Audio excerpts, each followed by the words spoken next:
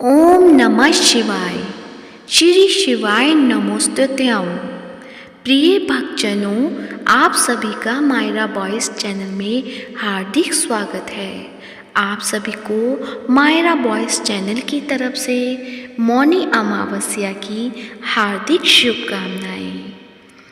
मौनी अमावस्या साल की सबसे बड़ी अमावस्या है। आज मौनी अमावस्या का व्रत किया जाएगा।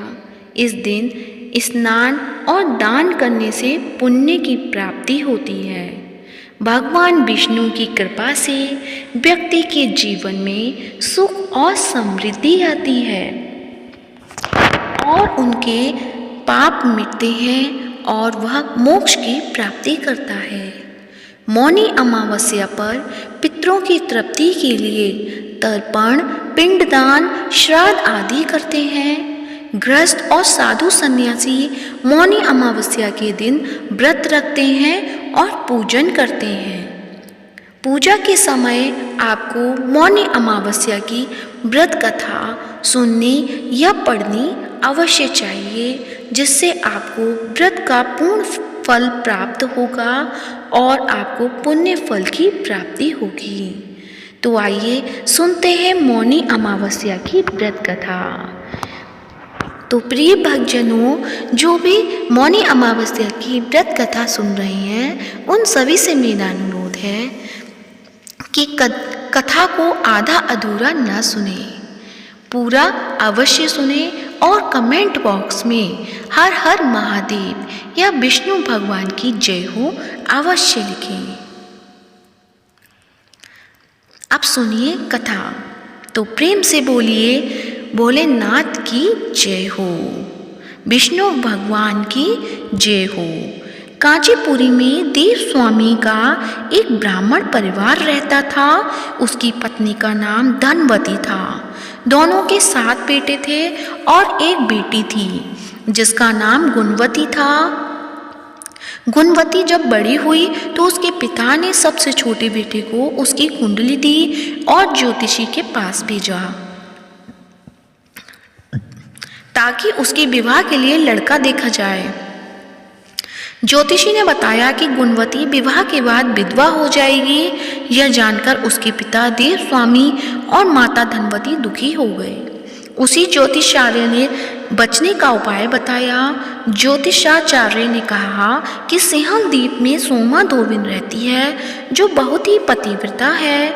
यदि सोमा धोबिन तुम्हारे घर आकर पूजा करे और अपना अर्जित पुण्य दान कर दे तो गुणवती का सुहाग बच जाएगा और वह दोष मिट जाएगा।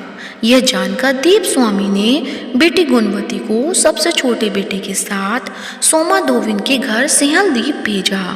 दोनों भाई और बहन घर से निकलकर सोमा के घर की ओर चल दिए। दोनों समुद्र के किनारे पहुंचे और उसे पार करने के बारे में सोचने लगे। दोनों को भूख और प्यास लगी थी। दोनों एक पीपल के पेड़ के नीचे बैठ गए। उस पेड़ पर एक गिद्ध का परिवार भी रहता था। गिद्ध के बच्चों ने गुणवती और उसके भाई की बातों को सुन लिया। गिद्ध के बच्चों ने अपनी माँ को गुणवती और उसके भाई के बारे में बताया। तब गिद्धों की माता ने अपने बच्चों को भोजन कराया और गुणवती के पास गई। उसने कहा कि तुम्हारी समस्या का हल हो जाएगा, परेशान मत हो, तुम्हें सोमा धोबिन के घर पहुंचा दूंगी। गिद्ध माता की बातें सुनकर दोनों भाई बहन खुश हो गए। अगली सुबह गिद्ध माता ने गुणवती और उसके भाई को समुद्र पार कराया और सोमा धोबिन के पास ले गई।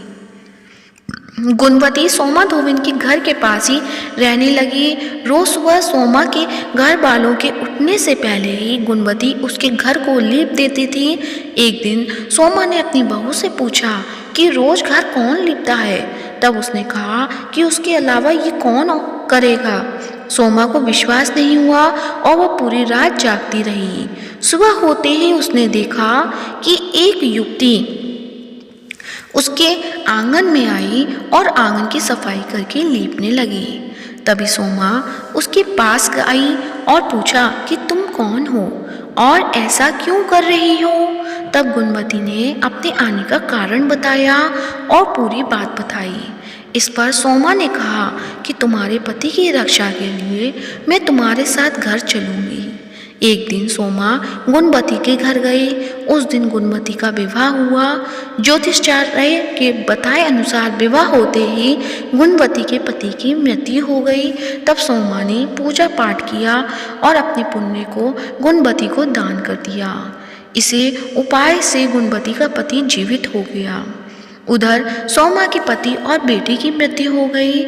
जब तक सोमा घर पहुंची तब तक उसे पति और बेटे के शव को रखा गया था। रास्ते में सोमा ने एक जगह पर रुककर पीपल के पेड़ के नीचे हरि भगवान विष्णु की पूजा की थी और 108 बार उस पेड़ की परिक्रमा की थी। इससे अर्जित पुण्य से सोमा के पति और बेटे जीवित हो गए थे। वे अकाल मृत्यु से मुक्त हो गए। जो भी व्यक्ति विधि विधान से मौनी अमावस्या का व्रत करता है उसे भगवान विष्णु की कृपा प्राप्त होती है और उसके जीवन में सुख और समृद्धि आती है। तो प्रेम से बोले भोलेनाथ की जय हो, विष्णु भगवान की जय हो, हर हर महादेव।